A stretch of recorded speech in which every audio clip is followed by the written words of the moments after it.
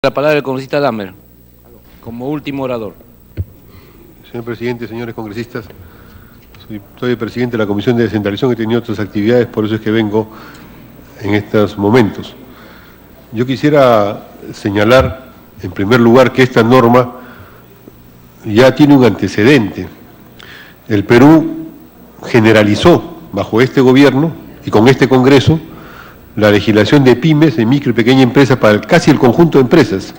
Las medianas empresas utilizan este sistema de micro y pequeña empresa para poder tener regímenes laborales distintos. En una misma oficina pueden haber gente que tengan diversos patrones, con diversos regímenes laborales, por más que estén en una misma empresa, desde el punto de vista de la actividad. Por eso estamos hablando no de un pequeño sector de microempresarios o de pequeñas empresas, estamos hablando de la mayoría abrumadora de empresas y de microempresas del Perú. Para ello es que se está planteando este régimen. Y se está pasando de regímenes excepcionales, el régimen excepcional para el agro, que tenían supuestos de reducir las condiciones laborales para permitir un salto productivo, para permitir un salto en la competitividad. Pero aquí lo que se está planteando es extender el régimen laboral para el conjunto de los trabajadores del Perú y generar un cambio en el régimen laboral en sí mismo.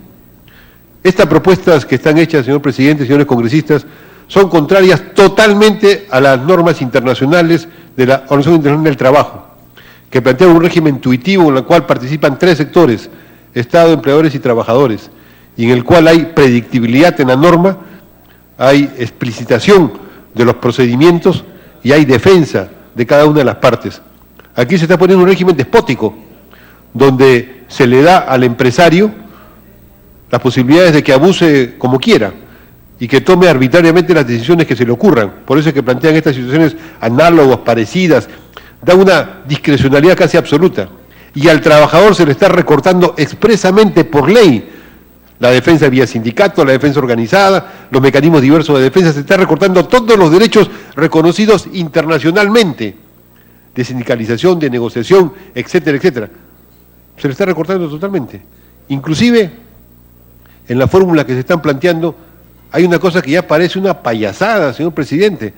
Se dice que va a haber bonificaciones, pero ya no va a salir de la empresa, va a salir del sueldo del trabajador. O sea, para estas Navidades, el pollo de Navidad, el pavo de Navidad o el chupete de Navidad va a salir del trabajador. Esa es la novedad. Ese es el cambio que está haciendo este gobierno. A eso se ha reducido este gobierno sus propuestas fundamentales. Ese cambio es un cambio inconstitucional e ilegal para el país. Es por eso que si uno analiza cada una de las propuestas hechas, uno dice, ¿a dónde van estas propuestas? El tema de la SUNAFIL es evidente. Lo que se pretende ahí es desaparecer las posibilidades de una labor inspectiva en defensa del trabajador. Y se presiona tanto al inspector como al trabajador. Eso es clarísimo.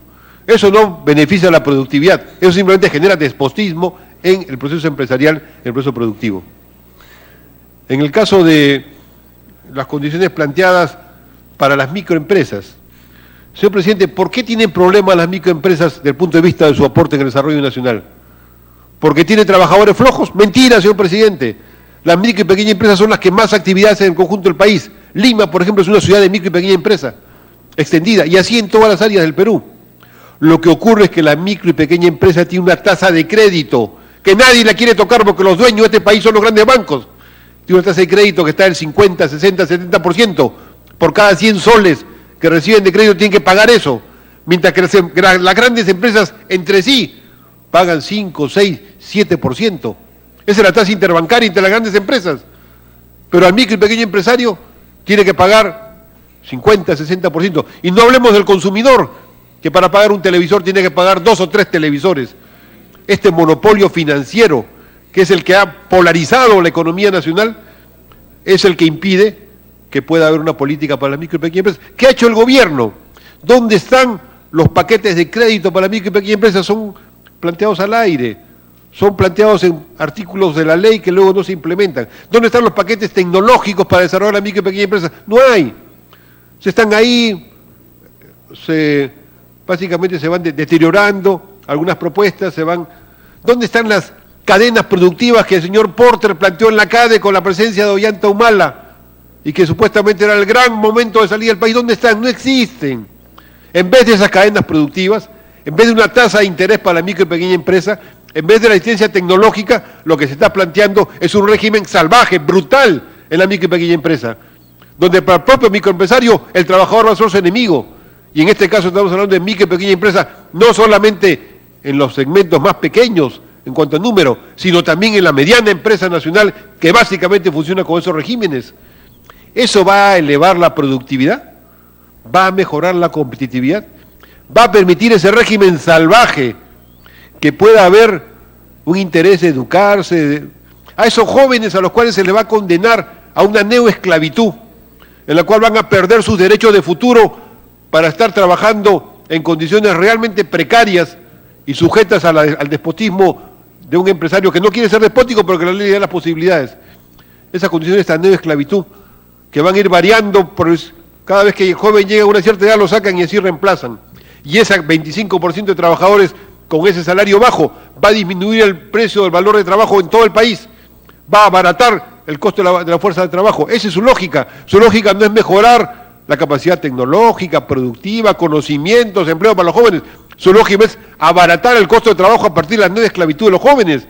Ese es el futuro para una población joven que es mayoritariamente joven actualmente en el país, cuyas posibilidades ahora como país es mejorar la educación, mejorar la tecnología, mejorar sus conocimientos, darle garantías de que en el trabajo aprendan, se perfeccionen, se capaciten y tengan futuro y expectativa. Eso que se está anulando por un régimen salvaje, bajo esta modalidad, ¿le da a los jóvenes algunas perspectivas? Ninguna, señor presidente, ninguna.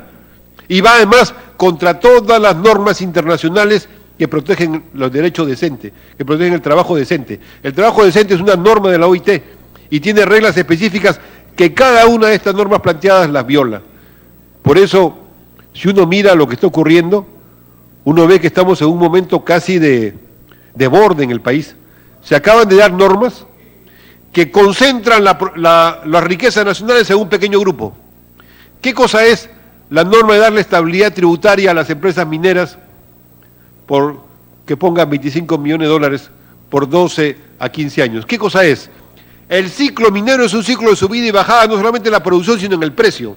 Este gobierno empezó con la sobreganancia minera, porque había un momento de alza en los metales y le puso un impuesto a la sobreganancia para recuperar plata. Ahora se va a anular, y lo que ahora son los proyectos mineros que están creciendo y que van a tener un momento de pico de subida en los precios de los minerales de aquí a 5 o 6 años, el Perú no va a poder disponer de esa posibilidad, porque aquí le están poniendo una soga al cuello al futuro del Perú con esa norma. Están polarizando los recursos fuera del Perú y para un puñado, especialmente de tipo bancario, de tipo especulativo, financiero, mercantilista, mientras al resto del país lo quieren condenar a estos regímenes de trabajo, que son regímenes de trabajo ciertamente ilegales, abusivos, contrarios a la posibilidad de la modernización de la vida de las naciones. Vamos a votar en contra, ciertamente, pero nos parece imprescindible que los argumentos que tan brillantemente han sido expuestos por algunos congresistas los pongan por escrito, porque van a quedar en la historia de algunos. Estos argumentos que la Sarah Palin o algunos del Tea Party norteamericano los quisieron aplicar en Estados Unidos y lo quisieron aplicar en Europa y llevó a la crisis profunda que vive Europa y Estados Unidos, entre otros elementos. Eso es lo que quiere plantearse en el Perú. Ya fracasó en otras partes del mundo. Ningún país del mundo está aplicando estas normas. Ninguno de América Latina está aplicando estas normas de desprotección del trabajo para un despotismo empresarial. Está más bien fortaleciendo a los empresarios con los trabajadores para tener condiciones de competencia adecuada como nación. Esa es la norma que debería aplicarse y no esta que está planteada. Por eso, señor presidente, esperamos que prime la cordura en estas comisiones y también en el Pleno y en el conjunto de las fuerzas políticas del país, y vean que la polarización a la cual se está llevando a la economía nacional para desproteger a las mayorías no es buena para la nación. Es tratar de matar el futuro de la nación. Hay más bien hay que defender el futuro de la nación y sus trabajadores, haciendo que primen las normas. Y termino con un último aspecto que se me estaba pasando. La legislación vigente actualmente en el Perú y en el mundo es tuitiva. Bajo esta norma se está desapareciendo las funciones del Ministerio de Trabajo. O sea, bajo esta norma no hay salario mínimo, no hay consejo de trabajo, no hay nada. Bajo esta norma el Ministerio de Trabajo debería cerrar sus puertas y el ministro actual de Trabajo debería dedicarse a otra cosa. Bajo estas normas, todo lo que se ha conquistado en el Perú en casi siglo y medio, estaría marcado por el sello de su aniquilación por esta gestión, por este Parlamento, por este gobierno, y eso sería indigno para el Perú. Por eso yo espero que prime la sensatez y que no se apruebe una norma de esta envergadura tan dañina a los intereses nacionales.